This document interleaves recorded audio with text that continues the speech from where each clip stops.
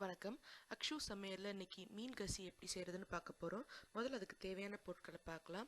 ஒரு 350 கிராம் மீன் முள் இல்லாத துண்டு சின்னதா வெட்டி வச்சிருக்கேன். 3 வெங்காயம் பொடியா நறுக்கி வச்சிருக்கேன். 2 பெரிய தக்காளி பொடியா நறுக்கி வச்சிருக்கேன். ஒரு 10ல இருந்து 12 சின்ன வெங்காயம் நீல வாக்கில் வெட்டி வச்சிருக்கேன். 1/2 கப் துருவன தேங்காய், 1 இன்ச்சு புளி, 5ல இருந்து 6 பெரிய பல்லு பூண்டு, சின்ன பல் பூண்டா இருந்தால் ஒரு 10-15 தேவைப்படும். 1/2 டீஸ்பூன் அரைச்ச இஞ்சி பூண்டு விழுது, கொஞ்சம் கருவேப்பிலை, மசாலாக்கு 8ல இருந்து 10 காஞ்ச வத்தல், அது உங்கள் காரத்துக்கு ஏற்ற மாதிரி நீங்கள் ஜாஸ்தியாவோ கம்மியாவோ போட்டுக்கலாம். 2 டேபிள் ஸ்பூன் முழு மல்லி விதை, 3/4 டீஸ்பூன் முழு மிளகு, 1 டீஸ்பூன் முழு வெந்தயம், 2 டீஸ்பூன் முழு ஜீரகம். அது போக கொஞ்சம் தாளிக்கிறதுக்கு 1/2 டீஸ்பூன் கடுகு, 1/4 டீஸ்பூன் ஜீரகம், 1/4 டீஸ்பூன் முழு வெந்தயம். முதல்ல நம்ம புளியை ஊற வச்சுக்க போகிறோம். இந்த 1 இன்ச் துண்டு புளியில் கொஞ்சமாக ஒரு 1/2 கப் சுடு தண்ணி ஊற்றி வச்சுருங்க. அது நல்லா ஊறட்டும். ஊறின பிறகு அதை நல்லா பிழிஞ்சு புளி எடுத்து வச்சுருக்கேன். புளிச்சாறு தனியாக வச்சுருங்க.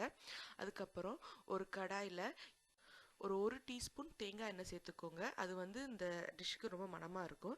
அது நல்லா காஞ்ச உடனே நம்ம வச்சுருக்கிற முழு மசாலா, அதாவது முழு மல்லி விதை, ஜீரகம், வெந்தயம், மிளகு எல்லாத்தையும் போட்டு நல்லா மணம் வர்ற வரைக்கும், நல்லா ஒரு பொன்னிறம் வர வரைக்கும் வறுத்துக்கோங்க. வறுத்துட்டு நம்ம நறுக்கி வச்சிருக்கிற பூண்டு பல்ல அதை சேர்த்துக்கோங்க. சேர்த்து அது கூடயே நம்ம வச்சிருக்கிற சின்ன வெங்காயத்தையும் சேர்த்துக்கோங்க.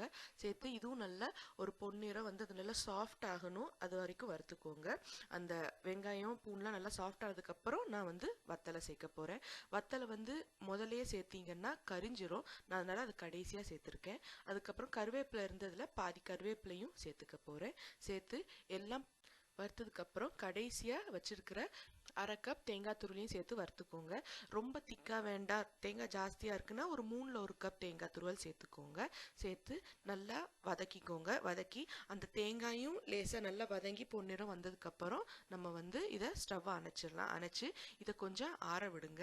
நல்லா ஆறுனதுக்கப்புறம் கொஞ்சம் தண்ணி சேர்த்து விழுதா இந்த மாதிரி ஸ்மூத்தாக அரைச்சி வச்சுக்கோங்க. நம்ம எவ்வளோ தூரம் அது கருக்காமல் வறுக்கிறோமோ அந்தளவுக்கு அந்த மசாலா கலர் நல்லா வரும். அடுத்து அதே கடாயில் ஒரு 2 டேபிள் ஸ்பூன் எண்ணெய் ஊற்றி அது காஞ்ச உடனே நம்ம தாளிக்கிறதுக்கு வச்சுருந்த கடுகு, வெந்தயம், ஜீரகம் எல்லாம் சேர்த்து அது பொரிஞ்ச உடனே நம்ம வச்சுருந்த அந்த 2 நல்ல பெரிய வெங்காயமாக இருந்தால் 2 வெங்காயம் போதும். கொஞ்சம் மீடியம் சைஸ்னால் ஒரு 3 தேவைப்படும். இந்த வெங்காயத்தை சேர்த்து நல்லா சாஃப்ட் ஆகிற வரைக்கும் வதக்கிட்டு, அடுத்ததாக நம்ம வச்சுருந்த 1/2 டீஸ்பூன் இஞ்சி பூண்டு விழுதையும் சேர்த்து பச்சை வாடை போகிற வரைக்கும் நல்லா வதக்கிக்கோங்க. வதக்கிட்டு அதுக்கப்புறமா கடைசியாக நம்ம தக்காளியை சேர்க்க போகிறோம். இது கிட்டத்தட்ட ஒரு 1-1.5 நிமிஷம் ஆகும் இந்த பச்சை வாடை போகிறதுக்கு. அதுக்கப்புறம் இந்த 2 பெரிய தக்காளியும் சேர்த்துக்க போகிறோம். சேர்த்துட்டு இது ரொம்ப நேரம் நம்ம வதக்க வேண்டாம். ஒரு மீடியம் ஃப்ளேமில் வச்சுட்டு மூடியை வச்சிருங்க. ஒரு 2 நிமிஷத்துக்கு அப்புறம் எடுத்தீங்கன்னா அந்த தக்காளி கொஞ்சம் சாஃப்ட் ஆகி எண்ணெய்லாம் தெளிய ஆரம்பிச்சிருக்கும். இப்போ பார்த்தீங்கன்னா நல்லா எண்ணெய் தெளிஞ்சிருச்சு. இந்த ஸ்டேஜில் நம்ம கொஞ்சம் நல்லா அதை திருப்பி ஒரு கலக்கிட்டு கடைசியாக நம்ம அரைச்சி வச்சிருக்கிற விழுதை சேர்த்துக்க போகிறோம். நான் ஏற்கனவே சொன்ன மாதிரி அந்த மசாலா கருக்காமல் வறுத்தா நல்லா கலராக வரும். இல்லைன்னா கரிஞ்சிருச்சுன்னா குழம்பு கலர் ரொம்ப டார்க்காகி ஒரு மாதிரி இருக்கும். இப்போ நான் ஒரு 1.5லிருந்து 2 கப் தண்ணி சேர்க்குறேன். சேர்த்துட்டு நம்ம இதை ஒரு 10 நிமிஷம் மூடி வச்சு கொதிக்க வைக்க போகிறோம். அதனால தான் நான் தண்ணி நிறைய சேர்க்குறேன். இது நம்ம ஒரு 10 நிமிஷம் 15 நிமிஷம் கொதிக்கும் போது வத்தி வரும். அதனால தண்ணி ஜாஸ்தியாகவே சேருங்க. நான் இப்போது அதை மூடி வச்சு நல்லா ஹை ஃப்ளேம்லேயே வச்சிடுறேன். ஒரு 10லிருந்து ஒரு 12 நிமிஷத்துக்கு அப்புறம் எடுத்தீங்கன்னா நல்லா திக்காக இருக்கும். நல்லா தண்ணி குறைஞ்சி அந்த கறி நல்லா இப்போ திக்காக ஆரம்பித்து எண்ணெல்லாம் மேலே தெளிய ஆரம்பிச்சிருக்கும். இந்த ஸ்டேஜில் நம்ம வச்சுருந்த மீன் துண்டை சேருங்க.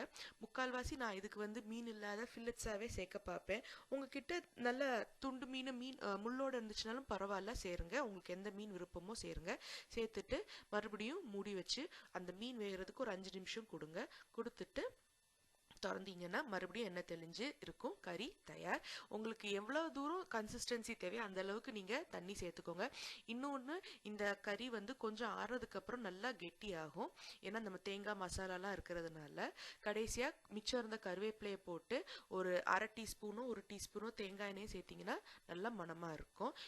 இது உங்கள் வீட்லேயும் ட்ரை பண்ணி பாருங்கள். நிச்சயம் எல்லாத்துக்கும் ரொம்ப பிடிக்கும். நன்றி.